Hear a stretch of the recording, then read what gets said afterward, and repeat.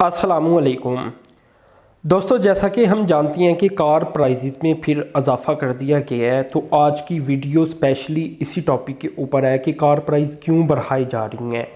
इसका जो तल्लुक बताया जाता है वो नॉर्मली ये बताया जाता है कि डॉलर क्योंकि अप हो रहा है इसलिए प्राइस को इंक्रीज़ करना पड़ता है कंपनीज़ को। इसके अलावा वैसे भी अब पूरी पाकिस्तानी अवाम ये अच्छी तरह जानती है कि ये डब्बा टाइप गाड़ियाँ पाकिस्तान में जो बनती हैं इनका स्टैंडर्ड इंटरनेशनल स्टैंडर्ड के लिहाज से काफ़ी लो होता है, लेकिन इनका प्राइस इंटरनेशनल लेवल के लिहाज से काफ़ी ज़्यादा होता है। हमारे हमसाया मुल्क इंडिया में देखा जाए तो वहाँ कारें पाकिस्तानी पॉइंट ऑफ व्यू से या पाकिस्तानी प्राइस रेंज के लिहाज से बहुत ज़्यादा बेहतर हैं, जबकि पाकिस्तान में लो क्वालिटी की नज़र आती हैं। तो यहाँ दोस्तों आज की वीडियो में मैं मुख्तलिफ टॉपिक काफ़ी रिसर्च करने के बाद कुछ चीज़ें मैंने निकाली हैं जो आपसे शेयर करता हूँ।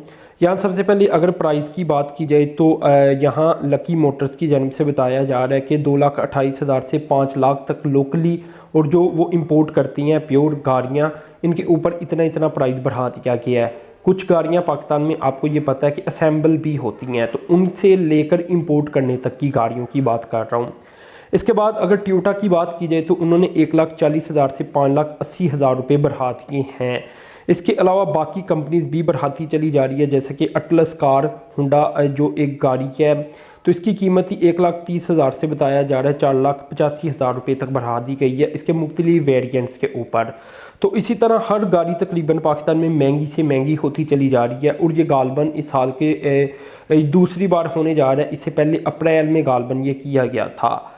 अब देखें दोस्तों, डॉलर का असर तो पड़ता है क्योंकि ये अपनी जो गाड़ियां हैं इसका मटेरियल बाहर से इंपोर्ट करती हैं, इसके ऊपर टैक्स लगती हैं, इसके ऊपर ड्यूटीज़ लगती हैं, फ्रीट लगता है, ठीक है ना। सबसे बड़ी चीज़ है फ्रीट।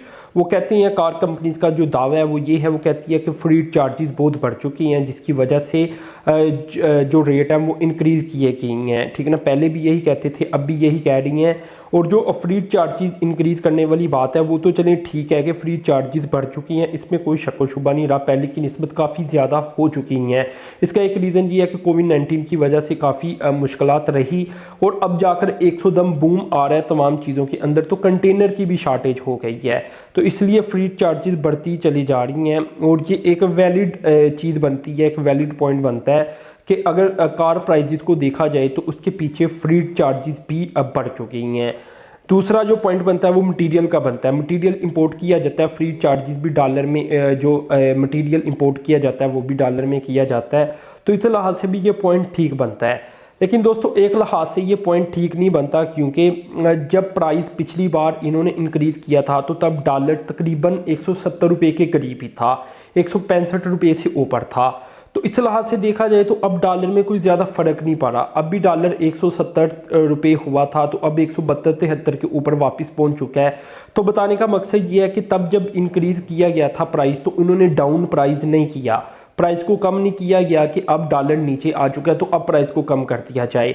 हाँ, यहाँ गवर्नमेंट ने कुछ मदद की थी और गवर्नमेंट की जानिब से टैक्स की छूट दी गई थी दरमियान में जब बजट पेश किया गया था, और उसमें गवर्नमेंट ने टैक्स को ख़त्म किया था, काफ़ी मतलब कम कर दिया था। इसमें एक्साइज ड्यूटी को भी कम किया गया था और जो टैक्स होता है मज़ीद वो भी कम किया गया था गाड़ियों के ऊपर। तो ओवरऑल ये एक अच्छी डेवलपमेंट थी जिसकी वजह से गाड़ियों के प्राइस के ऊपर मज़ीद अब भी फ़र्क पड़ना चाहिए था। तो यहाँ दोस्तों देखा जा रहा है कि गाड़ियों का अब माफिया मज़ीद ताकतवर होता चला जा रहा है, क्योंकि बातें तो ये की जाती थी कि ये माफिया डाउनग्रेड होगा, मज़ीद कंपनीज आएंगी तो वो गाड़ियाँ सस्ती होंगी पाकिस्तान में।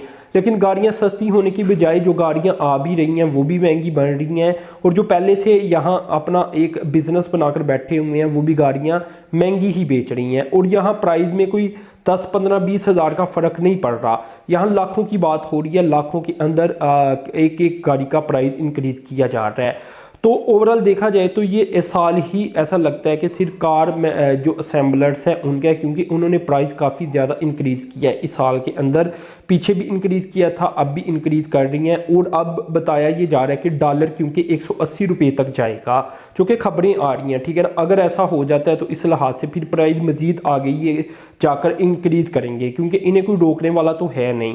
क्योंकि अभी तक तो हमने यही देखा है कि जब प्राइस डॉलर का नीचे जाता है इसके बावजूद आवाम तक फ़ायदा नहीं पहुंचता। गवर्नमेंट थोड़ी सी छूट दे देती है, इसका फ़ायदा भी यही अब्जॉर्ब कर लेती हैं, यही जो कंपनीज़ हैं इसका फ़ायदा ये ले जाती हैं, आवाम तक फ़ायदा फिर नहीं पहुंचता।